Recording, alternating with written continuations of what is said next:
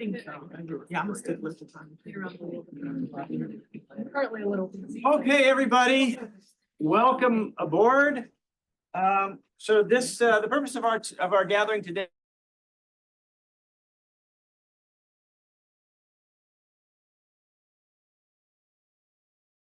Stocks who left us. So for those of you who knew them, Adrian Chase has gone on to Boston College. Ariana Salazar has gone off to Yale, and Lydia Williden has gone off to University of Connecticut. So they have left us, but they remain in our hearts. But now we have, but we've already replaced them. So many gifts.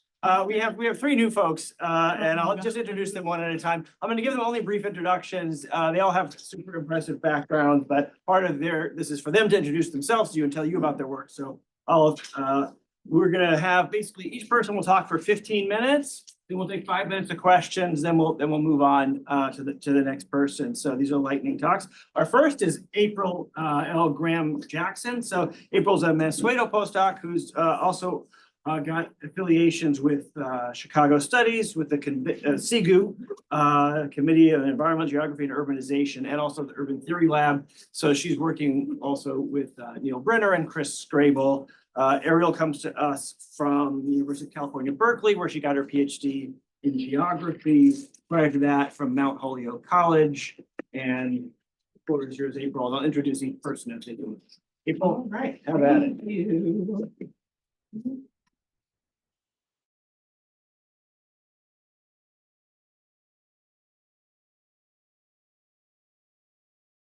My research and methodological practice, I am committed to making our time together today meaningfully thick and inviting. To achieve this, I will offer background about who I am and why I study Black Chicagoland, while situating my work within scholarly debates and public discourse about Chicago as one of the most studied cities in the world. Next, I will provide an overview of my research that explores Black life beyond the urban through Black suburban space as a historical geography and scale of analysis, challenging how urban social theorists examine urban regional processes shaping Black life in its diverse geography. Finally, we will journey together through a preview of my ethnographic work on Robbins, what I have identified as a Black agro-industrial suburb 18 miles southwest of Chicago. Robbins is the first northern municipality governed by Black people and home of the first Black-owned airport in the United States, where Black aviators and Tuskegee Airmen trained. Geography is foundational to my life and informs how I interrogate the production of borders and boundaries that define, disrupt, omit, affirm, and complicate everyday life within Black Chicagoland. So what and where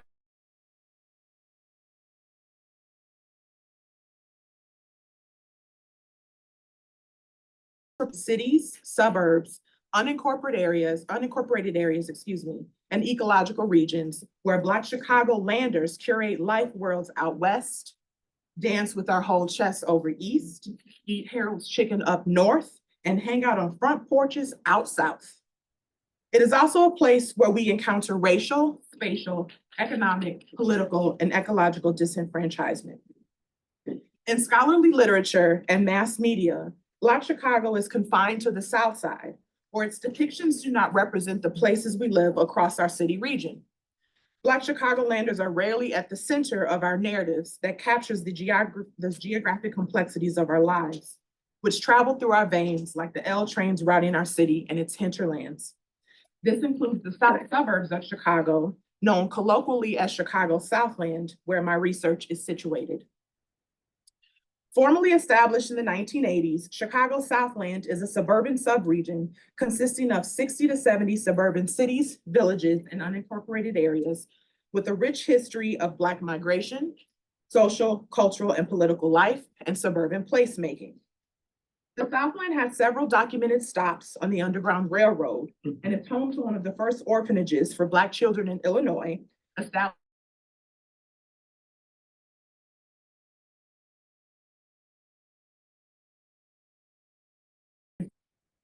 thousands of Black migrants travel trails, rivers, side streets, and expressways, with each landing in different parts of Chicago's Southland at different times. Currently, the largest number of Black suburbanites in Chicagoland call the Southland home, with many living in predominantly Black suburban cities and villages, including Flossmoor, Country Club Hills, and Linwood. A study conducted by Pew Charitable Trusts in 2018 found that 5 out of 9 suburbs with the largest Black home ownership rates in the United States were located in Southland. Olympia Fields, also a suburb of Southland, maintains a 98% Black home ownership rate and an all-Black governing board. As a place overrun with the possibility for building life worlds, Black people from the Eastern, Southern, and Midwest states and several countries journeyed to the Southland during the post-Reconstruction and post-Civil Rights era in pursuit of their kingdom in the form of Black suburban living, including my family. My research and creative work are deeply personal stories about my family's history and the millions of Black folks who have long-standing roots tied to Chicago and its suburban hinterlands. Full of hope with the clothes on their backs, my grandparents, these folks right here,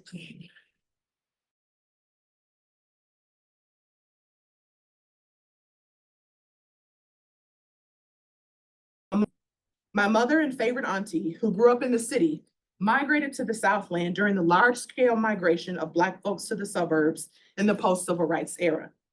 My in-laws, also second-wave migrants from the South, migrated north and left Chicago in the 1970s when my husband was a baby for the Southland, where they remain today.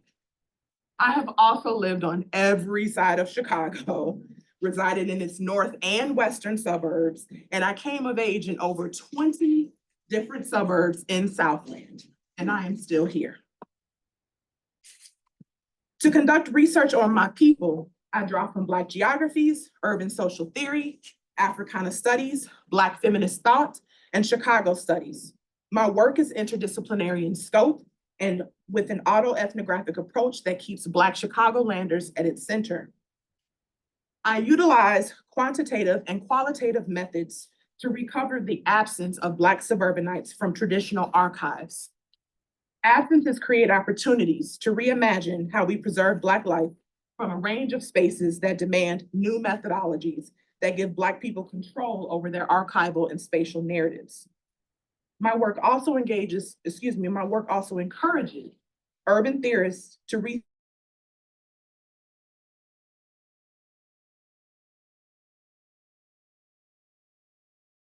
The project opens with an exploration into Chicago's Southland and its importance to urban regional expansion during the Great Annexation of Chicago after the World's Columbian Exposition in 1893.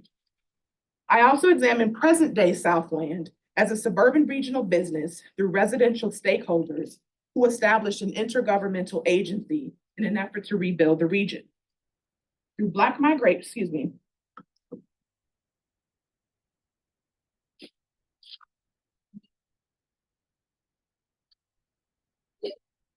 bless you. Through Black migration, the political economy of scale, racial capitalism, and agro-industrial suburbanization, I critique how urban regional expansion is theorized through racialized and geographic processes shaping Black life in city regions.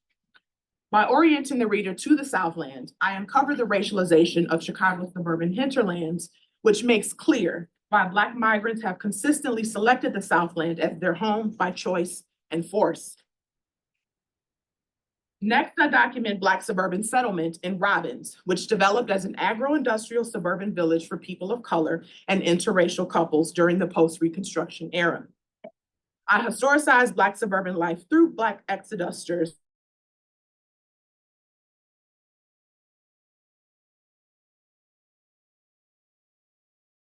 construction and the desire to move to places that were unmade. Black settlement in Robbins began in 1892 and puts pressure on Great Migration narratives that are often the starting point of Black life in Chicagoland. My work does not simply fill in archival absence. Instead, I rethink how suburbanization disrupts the universality of Catherine McKittrick's theory of a Black sense of place by offering a scalier specificity to Black freedom dreams through Black suburban living while identifying the Black suburbs as its own spatial form. From there, I problematized the Chicago School of Sociology and its theoretical and methodological dependencies on the urban scale. I interrogate the prevailing myth of the Black metropolis through Great Migration narratives that overlooked Black suburbanization. I argue that the Chicago School naturalized, racialized emplacement of Blackness to the urban through Chicago as the de facto model of urban space, as organized through human ecology and race. Chicago inherited the largest number of Black migrants during the Great Migration, which led to theorizing Black life in urban space to the exclusion of Blackness beyond the city, despite the inclusion of the suburbs as part of the Burgess model. This approach to analyzing the geography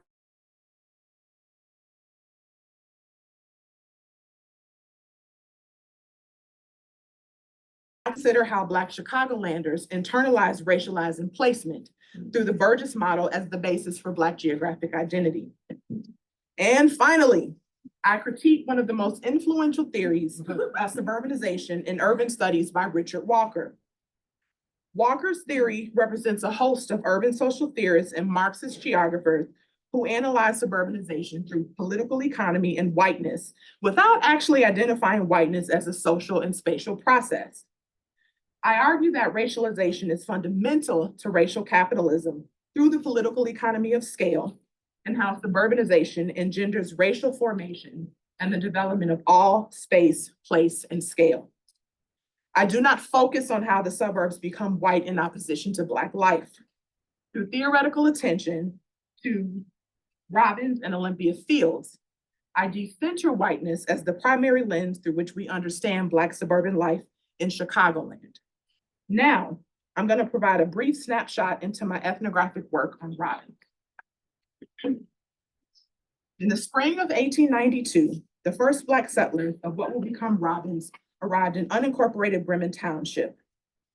As their feet touched the earth beneath them, they breathed in the marshy prairie lands that reeked of unruliness.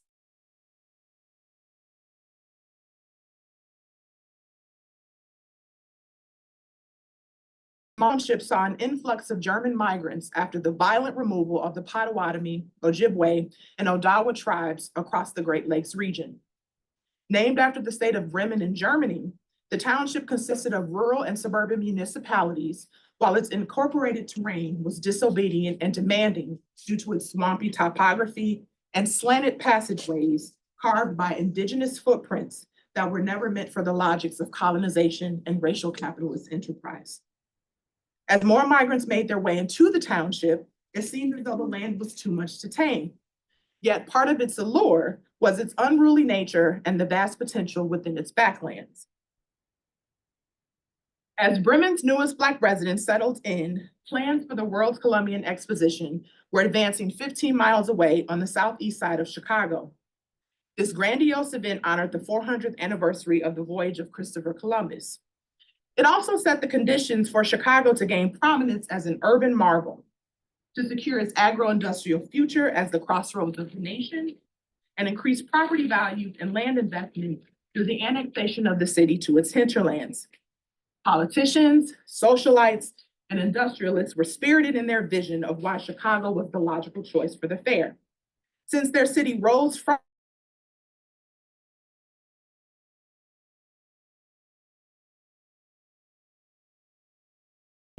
about Chicago's future and knew their city planners were capable of building architectural marvels and picturesque landscapes. After all, their city had been built twice with success. Ultimately, Congress bestowed the honor to the second city on the lake. For most Chicagoans, the fair was met with civic pride. For the Black migrants in Bremen, it gave rise to the official founding of their village. Land speculation in what would become Robbins began in unincorporated Bremen Township in 1892 through James J. Smith and Company, who established a subdivision, while land investors Henke and Abbott formed what became known as the Bottom 2 years later in 1894. Bremen's Black residents created a life for themselves, but they were prevented from purchasing plots due to racially discriminatory practices. So the terrain that they were tending to and caring for was exclusively sold to white people. Land speculation persisted. However, subdividing ceased until 1910. Still, white investors and real estate developers believed Chicago would annex to Bremen Township, so they held on to their investments and hoped land values would eventually increase. Years later, the bottom flooded, and the annexation between Chicago and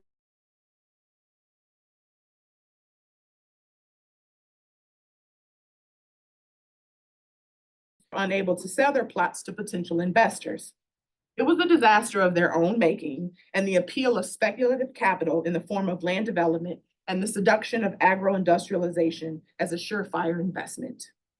After sitting on useless plots, many investors sold their land at a devastating loss. By 1910, Henry E. Robbins, a white real estate developer, purchased the abandoned land and transformed the leftover plots into a suburban village for Black and mixed race couples. Robbins charged $90 per plot and set up a monthly payment plan for his tenants. Unfortunately, after the subdivisions were established, Henry died in 1915, but his sons, Eugene and Franklin, took over their father's subdivisions while adding 8 more.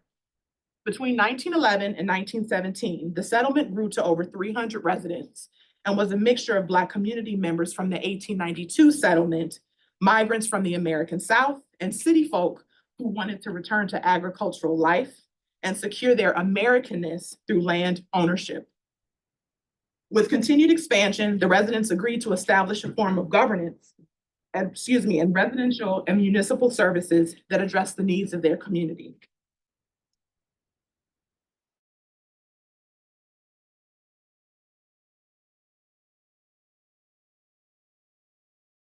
And named after Henry E. Robbins.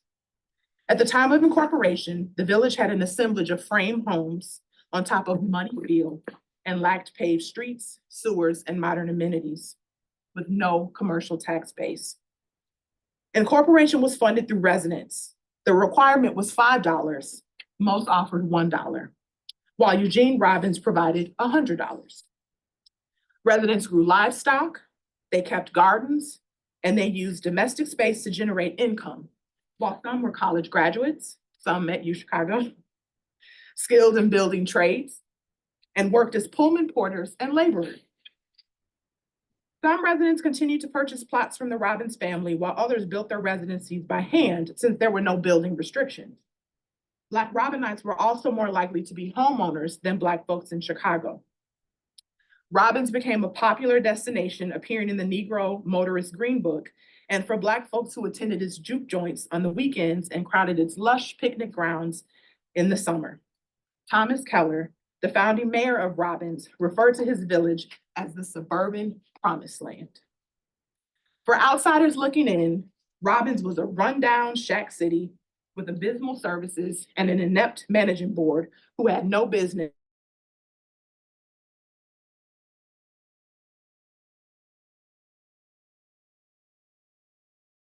Thank you.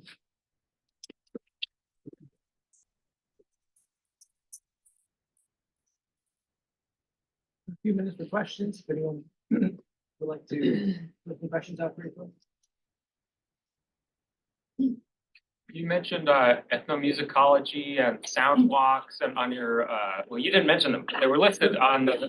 Right, I'm gonna do that real quick. Yeah, can you say a little bit about what role music and sound is gonna play in this study? Yeah, so thank you so much for that question. I really appreciate it. So I came to UChicago in this really odd way with 2 projects. So one being Black suburbanization. The other project is actually looking at the geographies of house music and house culture.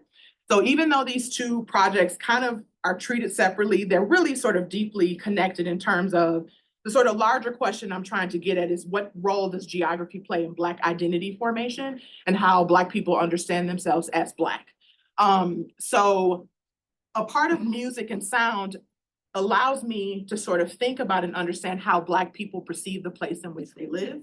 So I'll do sound walks, for example, where I'll take, maybe 2 or 3 folks and just walk around their neighborhood and ask them, does this sound urban? Does this sound suburban? Why does it sound right?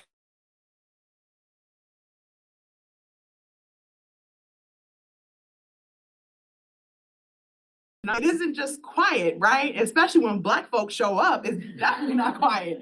So it's just another way, right, for me to sort of understand how Black people sort of conceptualize kind of these tensions between urban and suburban Blackness in terms of what they hear and what they don't.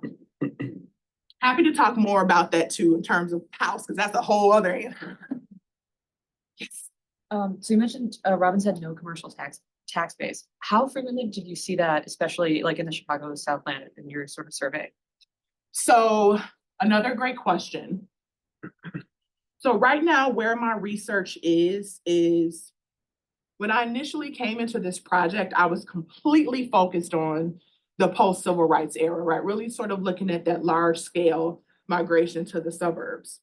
And so as I was combing through these really dusty archives, I was finding Black people in the suburbs in the 1800s. So I was shocked by this, which is terrible, but I was shocked by this.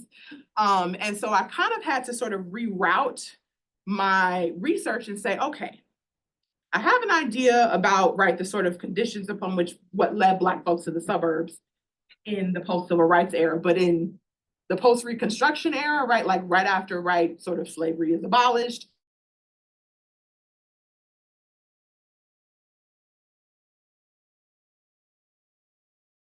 Right, the government was addressing the problem, but how were Black people answering that question for themselves? And one of the ways in which they were answering that was to develop Black town. So unfortunately, that's a really long-winded answer of saying, I don't know in terms of researching Chicago Southland is really, really, really challenging. I spend a lot of time in people's basements that have these old, dusty, right, letters, notes, whatever, and they don't think it's of any value.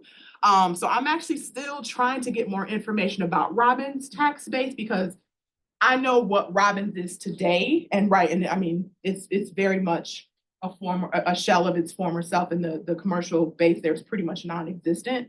But in terms of the 1800s, it's a much more, right, sort of complicated answer, and kind of speaks to my sort of methodological critique of the Chicago School of, we got every kind of data set that you can think of about Black people in the city proper, but in the suburbs, it's crickets. I hope that answered your question. Happy to talk about that some more too. Yes. First of all, this is like so exciting. I'm really excited. Thank you. I appreciate that. I have like two questions. One is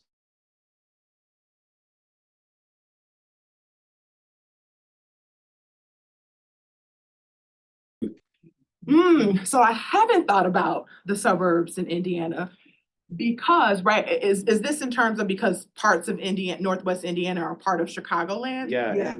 Yeah. There's plenty of people who have migrated there as well. Right, yeah.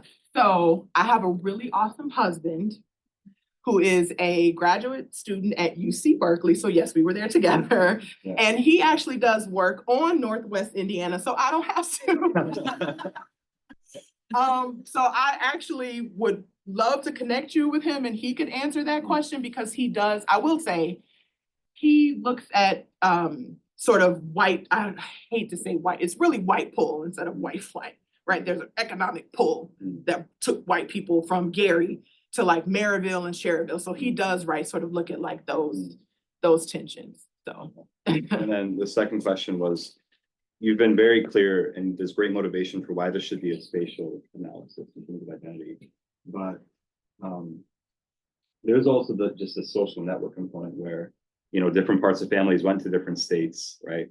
So how much are you thinking about how those social networks evolved and how they might differ from the spatial, how they could have informed the spatial identity? Yeah, so, right, again, another great question.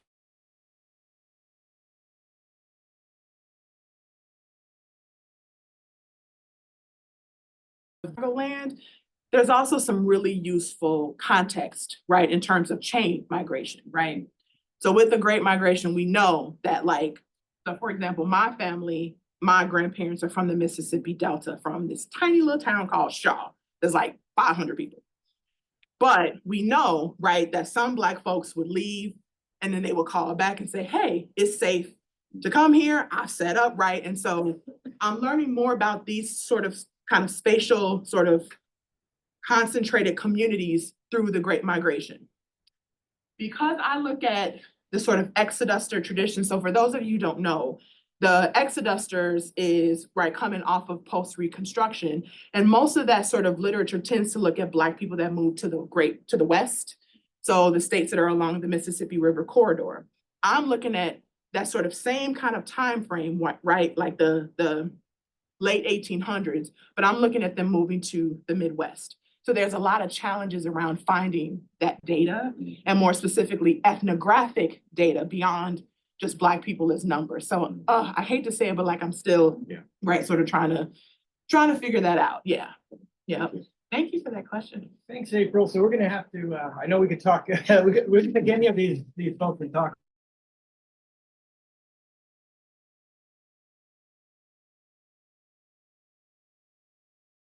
Down here from everybody.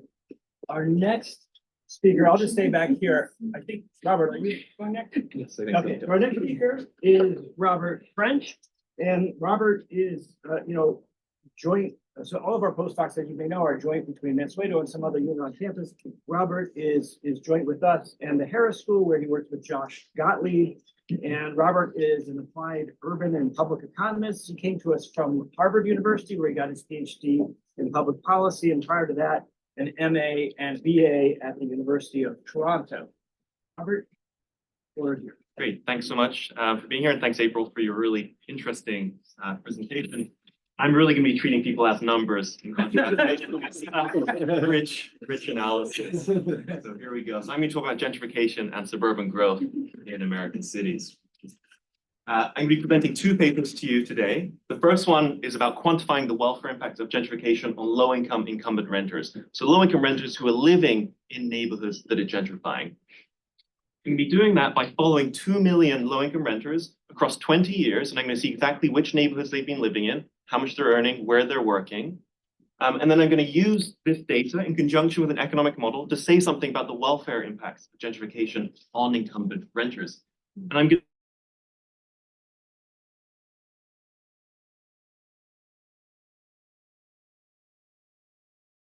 According to my analysis, it was better for a low-income renter to be living in a gentrifying neighborhood in Chicago than being in any neighborhood in San Francisco. And I'll explain more about that once I get to the model later. The second project I'm going to be talking about is about suburban housing and urban affordability. To get at this question, I'm going to be looking at new suburban housing supply and seeing who moves into new suburban homes.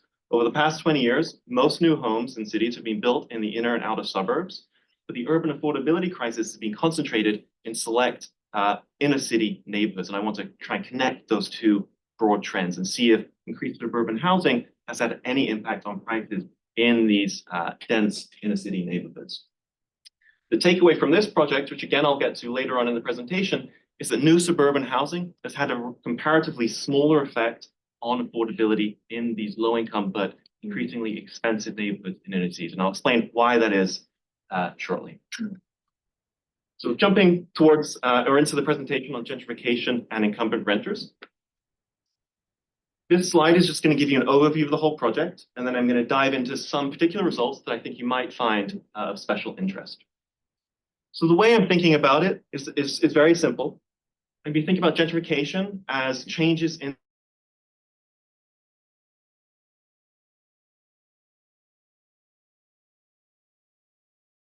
amenities that these neighborhoods supply. So think about public safety, different types of restaurants, so on and so forth. We also know that gentrification has been predominantly driven by young, white, college-educated households. And these households have been putting upward pressure on prices and rents for people who live there in these neighborhoods, as well as prospective renters as well. I'm also going to pay specific attention to the fact that low-income renters who are living in these neighborhoods may grow attached to the neighborhoods that they're living in. Community ties, becoming familiar with their neighborhood environment, may pose additional costs if they are displaced. How I'm going to conduct this study, as I said, I'm going to follow the residential and workplace choices of over 2 million low-income renters across 20 years. And I'm going to detail descriptive patterns of residential mobility and employment outcomes for these individuals and households. I'm then going to estimate a dynamic economic model to quantify the welfare impact associated with these descriptive statistics. To preview the results, I'm going to find that low-income renters do place a positive value on some of the changes and amenities associated with gentrification. Okay, so this is going to offset some of the lower utility they obtain from having higher prices that they have to pay to live in the neighborhoods that are gentrifying.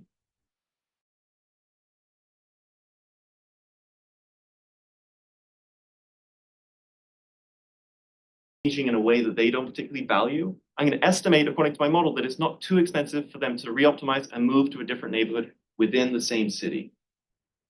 According to these findings, what really matters is there an affordable neighborhood for you to move to if your neighborhood changes in a way that you don't particularly like if you're a low-income renter? It's not the actual displacement that's causing harm to low-income renters, but the set of affordable neighborhoods. Most low-income renters in my data are moving very frequently across the city. So now that's the big overview of the paper. I'm going to dive into some results that I think you might find particularly interesting.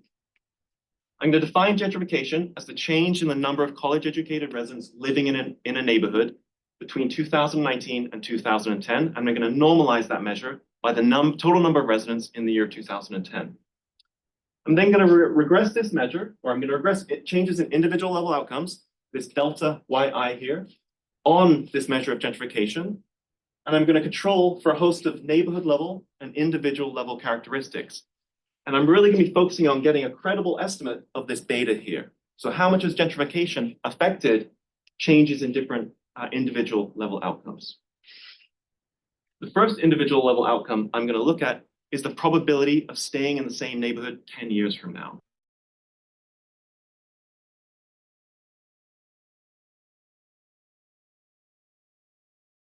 Okay. And I'm going to see, looking at the full sample, so we're going to start on the left and move to the right.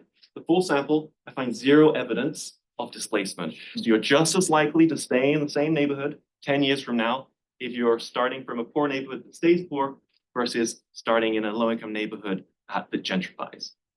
Now, we might think that some of that result is driven by the fact that there are actual gentrifiers in my sample.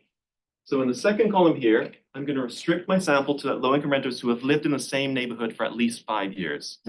When I do that, I still find zero indications of residential displacement.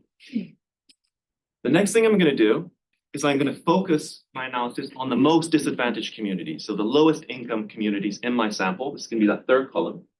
And when I focus on that sample, I actually find that as that neighborhood gentrifies, the low-income renters in that neighborhood are more likely to stay, meaning or implying that there are some changes in that neighborhood that they actually value. Now, the last sample here, this last column here, I'm going to focus on neighborhoods that are already somewhat gentrified. You might think that as a neighborhood gentrifies, yes, the initial changes in the neighborhood might be valued by the incumbent residents, but additional changes might not be valued so much. I still find very small effects, although I do find some evidence of displacement.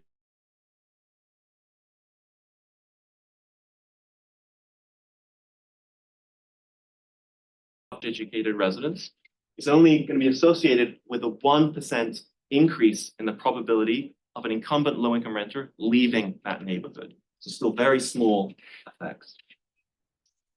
The next thing I'm going to look at is changes in the average rents that renters, these low-income renters, are going to be paying 10 years later if they're living in a gentrifying neighborhood versus a non-gentrifying neighborhood.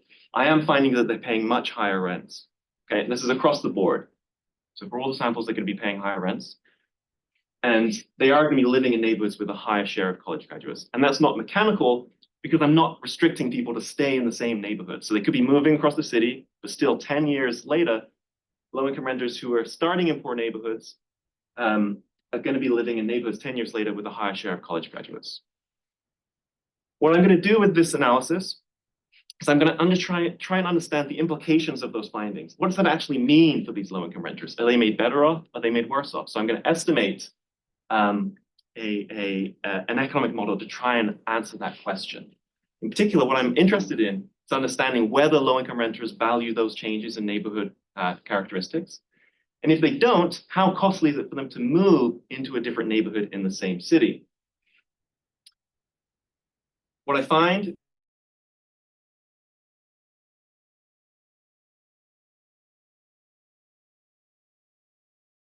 versus low-income renters that live in poor neighborhoods that gentrify, okay? So what I'm going to argue these findings imply is that what really matters is there a set of affordable neighborhoods relatively close to the CBD and relatively close to where you currently live that you could move to if your neighborhood changed in a way that you don't particularly value. And current work is trying to really unpack that result. Why is that? Or are there some things we're missing? So that's the first project. The second project has to do with suburban housing and urban affordability. So over the past 20 years, most new housing in metros has been created in the inner and outer suburbs. But we also have an urban affordability crisis. And that urban affordability crisis is centered in inner city neighborhoods. So I want to try and connect those facts along with my co-author, who was also on the other paper with me. We know, well, this is subject to much policy debate. On the one hand, we have supply skeptics who argue that building new housing doesn't necessarily lower prices for existing residents in inner city neighborhoods. We call these the supply skeptics. On the other side of the debate, we're calling the market, the other side of the debate, the market urbanists, who are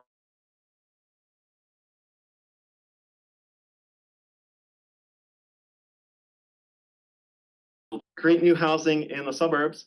Eventually, the price effects are going to trickle down to the neighborhoods that we actually care about, the unaffordable inner city neighborhoods. It's hard to answer this question because there's a lot going on across this time period. We can't just regress changes in new urban housing on prices in expensive inner city neighborhoods. We need an exogenous change in urban housing supply, and we also need to know where to look. Which neighborhoods should we expect prices to change given increases in new suburban housing? So to get around or to sidestep the issues with the standard approach, we're going to take an alternative non-parametric approach or a data-driven approach at answering this question. We're going to use very similar data to the data that I used in the first project, and we're going to construct what we call residential vacancy chains. I'm going to explain what those are in the next slide. But in short, what we're going to do is we're going to look at, okay, we build a new suburban home, we're going to see who moves into that home, and we're going to see where they came from. We're then going to see, okay, who moved into that home that the person who moved into the suburban home came from. And we're going to construct these residential vacancy chains and see whether these chains pass through low income but increasingly expensive neighborhoods. We're going to combine that with simulations to try.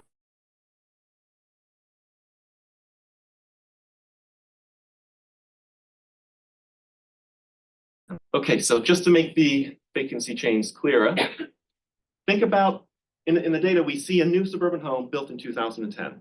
Okay, so we see that home in the data, and we're going to see where the new resident of that home lived in 2009. We're then going to see, okay, so this resident left that home, meaning that they left their home vacant. They left it vacant maybe for one day, maybe for a week, maybe for longer. Someone eventually may move into that home that they vacated to move to this new suburban home.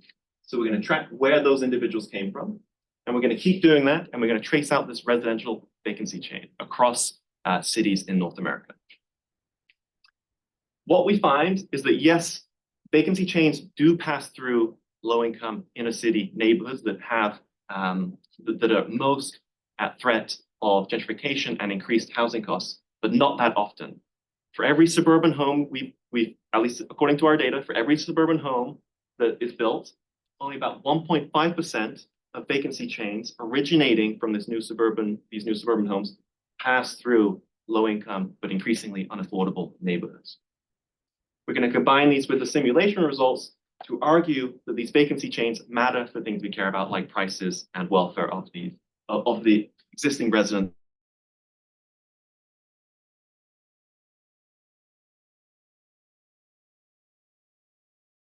So we're actually going to be siding with the supply skeptics on some degree. If we really want to be increasing affordability for low-income households who are living in increasingly unaffordable neighborhoods, we want to be building affordable housing there. Okay, now I know that's not ideally what we want to hear, given market forces driving people to build in suburbia, but that's what our data are telling us so far. So thank you. Happy to answer any questions.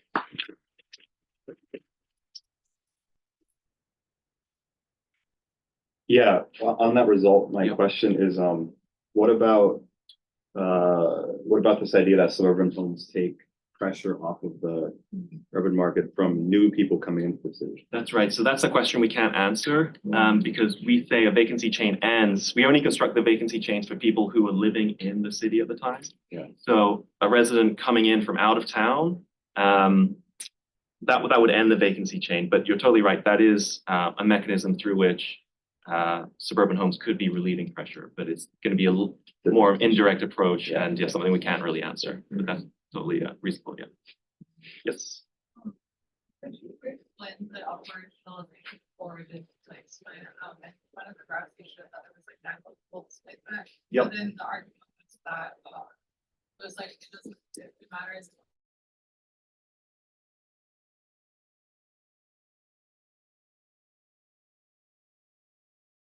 Yes. Sorry, my.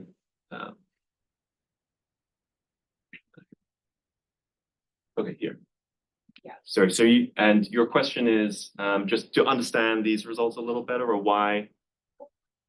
I don't remember together in my mind like the result that like people have negligible displacement, but also the result that when people did move and it matters if they have a good neighborhood. Yes. So the way in which I'm understanding these results is that for low-income renters, there's a lot of churn. People are moving very frequently. In the data, we see that people are moving between 2 to 5 years on average. Gentrification takes a long time to really have its impact on communities. And because low-income renters are moving so frequently, we don't actually pick up the displacement in the data. So we're regressing, we're constructing our measure of gentrification across a 10-year time horizon, but households are moving super frequently. So what matters is, okay, because these households are moving frequently, what matters is, are there neighborhoods for them to move to that are affordable? Gentrification just slowly decreases that set and makes it harder for them to find a neighborhood that aligns with their preferences. Yeah. So, yep. In the absence of gentrification, people wouldn't, like, for example, like take China.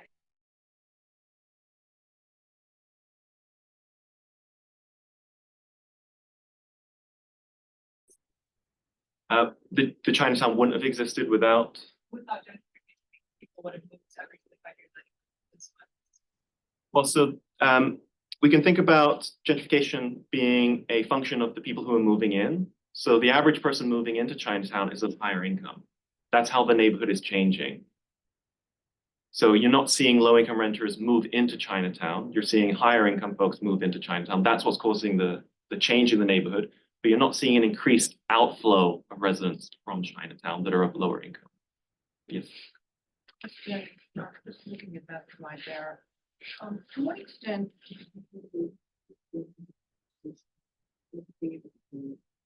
these changes? Yep. Because you're Yep. and they're very vastly different Yes. housing markets. Yes. In so many ways. Yes. So I'm just wondering to what extent that is that in the mix here. Yep. No, I think that's exactly right. I think that could be that's the reason why Chicago is so different from San Francisco, is those housing markets. In Chicago, there are many neighborhoods that households could move to if their neighborhood changes in a way that they don't particularly like. That's not the same case for San Francisco because it's a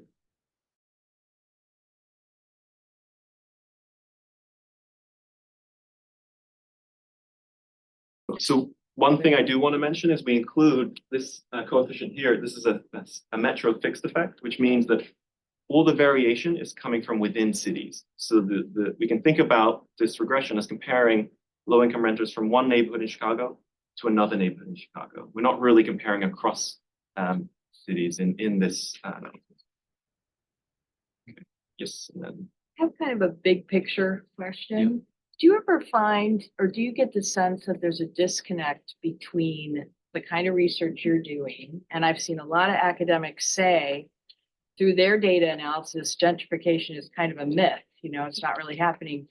And what goes on the ground with neighborhood groups who they will say, you're crazy. We know gentrification is there. We know it's happening and we know it's really disruptive and we're getting displaced. So how do you link those things? So I think there are two things I want to say on that. The first thing is that we're looking at two different subsamples, Black households and non-Black households. Gentrification really could be impacting some communities where there are very few outside options for them. Think about a Haitian community, and that's the only Haitian neighborhood, and that's gentrifying. But that community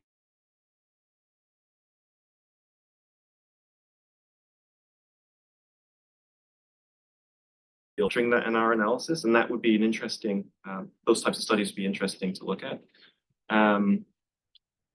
And I'm forgetting exactly what I was going to say from my other point, but I do think the other thing I was going to say is that a lot of this, we're looking at low-income renters.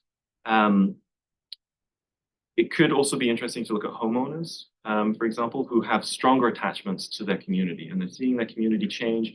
And although we don't see them being displaced in the data, there's some intangible aspect of gentrification that we're not just picking up.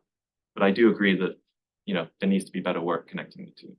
Robert, can I just add one? Yeah. Maybe a couple of these questions might relate to. I think one important fact about your graph is you're showing up the marginal increase in movement related to gentrification, not the total amount of movement that occurs in your graph. So I think one key point was because there's already a very high baseline. Yes. Gentrification is not really raising that rate. So the zero doesn't mean nobody's leaving the neighborhood. This means there's already a lot of people leaving, and the gentrification is not accelerating that. Yep. That's right. Thanks, Chris. Yep. Which is great leading into my question. So does that result change if you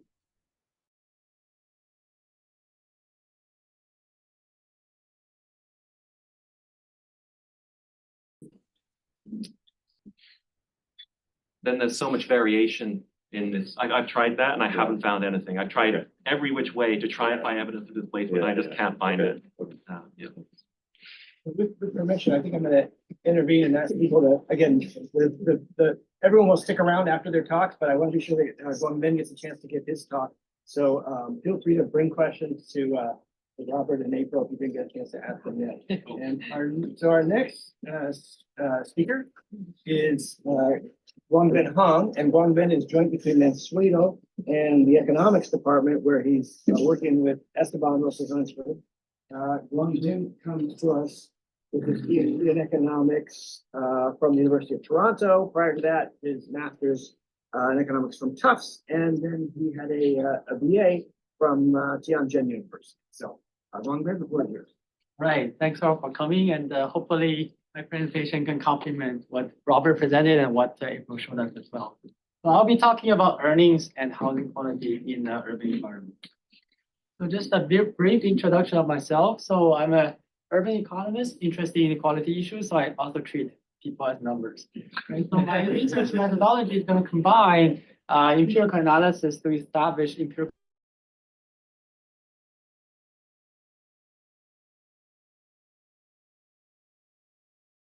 for counterfactual analysis and to establish welfare outcomes.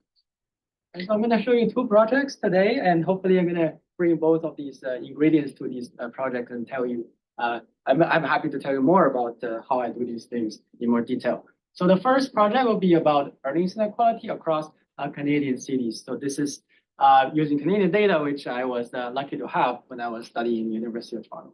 And the second project is an ongoing project that is about housing redevelopment and gentrification in Chicago neighborhoods. I'll be spending hopefully more time on the second project. Right, so first of all, so this first project is motivated by the fact that across cities, you tend to see higher skilled workers and higher productivity firms sort into larger cities. And this is a robust empirical fact that has been established in many countries in the world. And such systematic sorting pattern of different workers and firms across space contribute at least in part to the spatial earnings inequality phenomenon, which is a policy relevant phenomenon. Right. So now let me cite Enrico Moretti's word on this. So Enrico is a famous urban economist from UC Berkeley. So in his famous book, Enrico writes, a handful of cities with a solid base of human capital keep attracting good employers and offering high wages. While those are the other extremes, cities with a limited human capital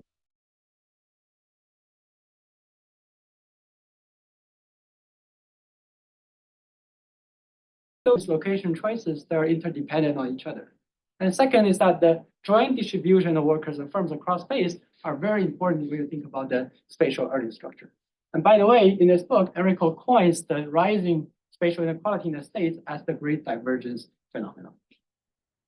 Right, so going forward, local governments, they are concerned about spatial inequality, use what are called the place-based policies, trying to attract the best workers or firms.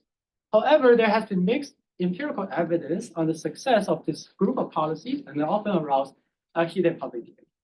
The policy, for example, I'm going to show you today is the Amazon Headquarters 2 bidding war. And so on the left, I'm showing you the city of Markham. If you don't know Canada, so this is a small city which is right next to the city of Toronto, which is comprised of mainly Korean and Chinese immigrants. So this city is a population by about 354,000, and it also participated in the bid and called itself the possible home of Amazon Headquarters 2, which didn't realize. On the right-hand side, you see people object to this policy, and people say we should say no to Headquarters 2, and Amazon's prime location should not really cost us. So there's a debate about whether this policy should be implemented, not who it benefits and who it hurts. And so therefore, I argue that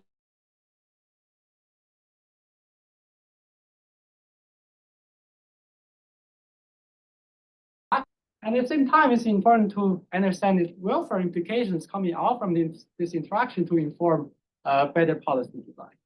So what I do in this paper is that I build a two-sided sorting, namely firm sorting and worker sorting, spatial general equilibrium model, and estimate it using Canadian administrative data, which allows me to associate each worker with its firm in a city, and I know the annual earnings of such a worker. Right, so the main research questions are the following. So quantitatively, what are the roles of worker and firm sorting in shaping spatial inequality? And I'll be putting numbers on this question. The second is that is the spatial allocation of firms and workers efficient? And lastly, if it is not efficient, then how can we improve aggregate welfare using place-based policies?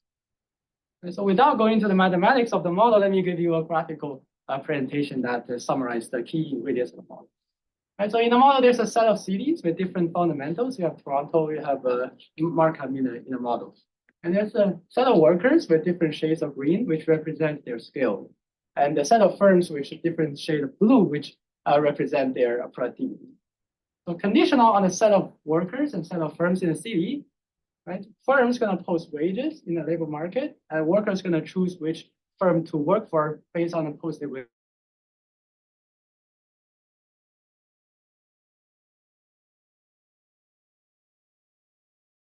Purposes. The housing is developed by a housing developer, and the land rent generated by the housing developer are rebated back to the workers in the model.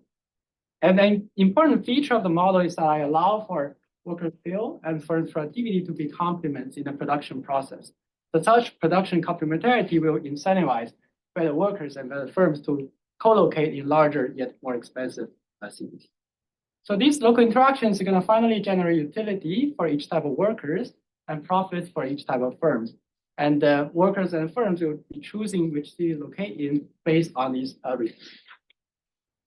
And so the main finding after putting out this whole structure and then bringing it into the Canadian administrative data is the following. So after estimating the model, I perform a structural decomposition of the urban earnings premium, which describes the fact that larger cities tend to pay higher average earnings. So I find that worker sorting drives about 2/3 of the urban earnings premium. Firm sorting explains about 1/4, and city heterogeneity, which could be that Toronto is bigger, that caused greater urban agglomeration, that only explains about 6%. Then for the second question, I showed that theoretically, the spatial allocations of workers and firms without any government intervention is inefficient in a spatial economy. Specifically,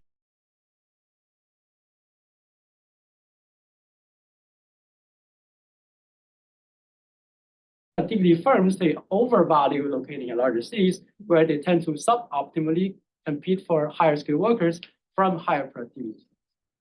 And lastly, I evaluate the impact of a place-based policy throughout the model. I show that an optimal spatial policy that corrects these externalities can achieve a sizable welfare gain. And then I also show that the interdependence of two-sided sorting really amplifies the policy outcomes. For example, the policy outcomes of attracting Amazon. that tends to not only increases housing costs, but also it drives lower productivity firms to exit from Toronto, that both of them will hurt low skilled workers' welfare that lives in. So that summarizes the first project. So the second project I'm gonna switch gears to think about housing redevelopment and gentrification in the Chicago neighborhoods. I guess we all agree that housing affordability is not an issue at the national stage. This can be seen in a presidential debate and the election. We see the increase. And most people will agree that the lack of housing supply is a culprit for the housing shortage, which tends to push up housing. Well, however, in cities that are already densified, right, for example, in Chicago downtown, the builders can only supply through housing redevelopment because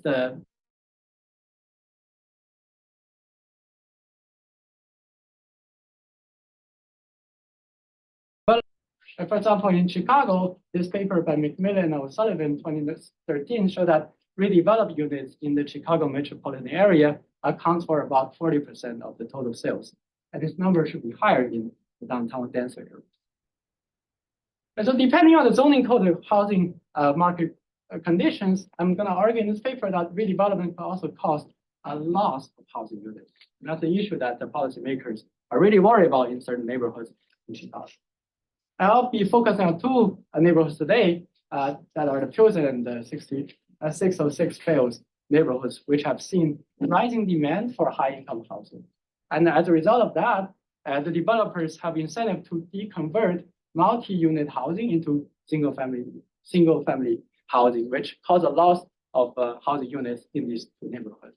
And as a result of that, further, it's going to cause rising rent and displacement of local income. Right, so in response to these movements, there have been two anti-gentrification policies in place to try to solve this issue. And by the way, these are the two targeted neighborhoods by these policies. They're the 606 and these are the Pilsen. So the first policy is a demolition surcharge. So it charges the developer a maximum of $15,000 or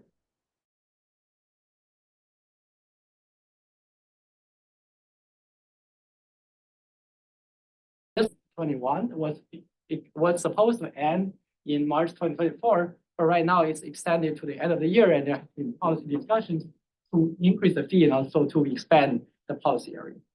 The second policy is the anti-divergence ordinance. It bans building new single-family housing in a neighborhood which mainly composed of multi-family housing. So in this research project, I'm going to ask the following two questions. Basically, what are the effects of this policy at the neighborhood that are treated, and also in other neighborhoods outside these two neighborhoods that do not have this policy? And also, I'm going to ask the question, what are the policy impacts for different neighborhoods, depending on their income and depending on their initial locations? And so to evaluate the policy, I'm first going to run the spatial regression.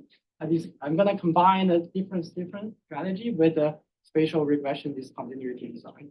So specifically, I'm going to run the address level logistics regression of demolition and construction permits on the left-hand side. On the right-hand side, I have the treatment dummy. I have the time dummy that represents whether the policy is in effect. And I have a parcel level or address level fixed effect and the time fixed effect. So to establish causality, I'll be comparing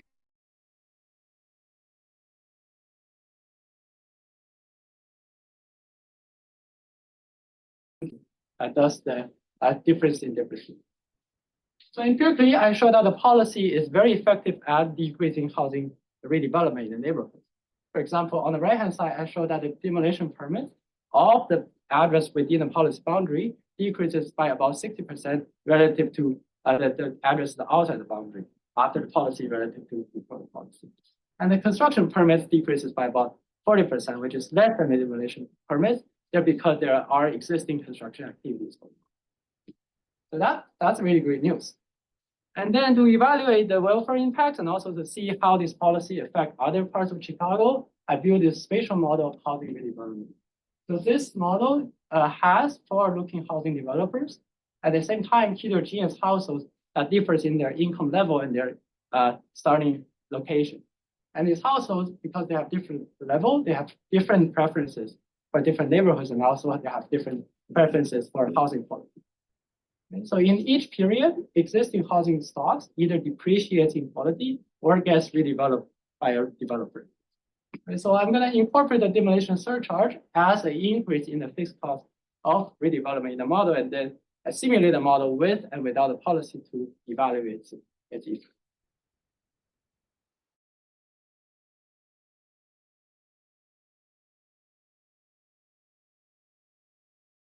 Redevelopment rate, and this dotted line is for 606, the solid line for Pilsen, and the red line is for other neighborhoods.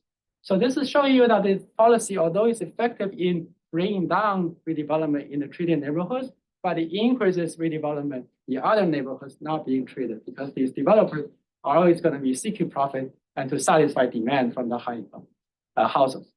So on the right-hand side, you see that for average rent, this policy is indeed, again, effective at decreasing average rent in the treated neighborhoods, but on the city level, the rent remains unchanged. Right? So the overall takeaway is that this policy, although it's helping the neighborhood that's being treated, but it's exporting redevelopment and gentrification in other neighborhoods which are not treated.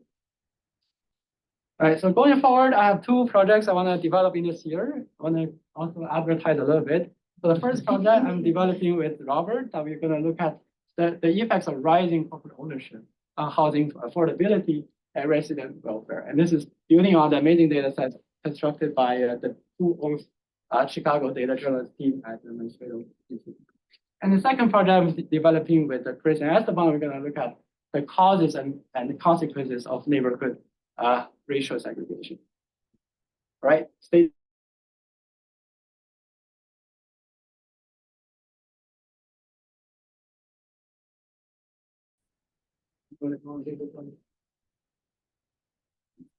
Yes. As someone who lives in one of those neighborhoods outside of the ordinance area, I found your result absolutely frightening. Have you communicated these results with anybody at the city, or do you need help doing so? Because this is really exactly what's going to happen. Thank you. Thank you. Yeah. Glad to hear that. So this is really preliminary. So we are working on refining this result. And then I think Chris already communicated with me that if these results are mature, I'm gonna be presenting to city council and relevant policymakers, and hoping to bring this into their attention. Yeah. What do you make of the fact that these very different starting values in redevelopment? Could you just repeat that question one time for those of us in the back? I'm wondering what you make of the fact that Pilsen and the 606 area have very different starting levels of redevelopment. Yeah, that depends on basically two things, right? So the initial quality of the housing stock, and then is the demand condition for these two neighborhoods. But for the first question, we grabbed data from the Chicago Cook County assessment, and then using the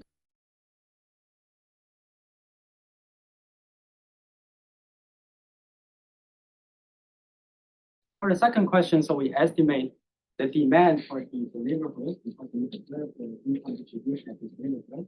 We're going to relate those to the housing and also the neighborhood characteristics that can allow us to differentiate the preference for the neighborhood versus preference for the housing. I think my question, I was more interested in the trajectory, right? Because when we looked at your graphs, you could see that the neighborhoods have very different trajectories. You could see the line for the 606 area kind of flattening out, whereas the redevelopment rate for Pilsen is really through the roof. Right. And is that just because of different initial starting conditions? Right, or- that's a really great question. This is because at the starting point, 606 has better housing stock and higher average income than Pilsen. And when you put the same redevelopment fee or demolition surcharge, it's going to compress the profit margin of the developers in Pilsen more than 606, hence leading to a larger drop in the redevelopment. Now, however, in the very long run, so the x-axis is the period, in the very long run, the housing stock in Pilsen is going to depreciate until it's very livable. And at that point, for example, in the period 9, because it's very livable, developers are going to come in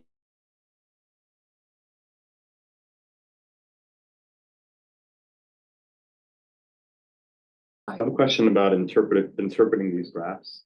So should they be interpreted literally that, Pilsen redevelopment will surpass 606 at some point? Or should we interpret it more like, in terms of trends that, okay, Pilsen will start slow, but will increase or will decrease less, I guess? Yeah, so how literally should we take these? Right, so there will be a lot of movements going on, but the only movements we fit in is the housing, it's the demolition surcharge. And by the way, so the policy was supposed to be 3 years, and in this counterfactual, we put in the permanent policy that increases the demolition surcharge in these two neighborhoods.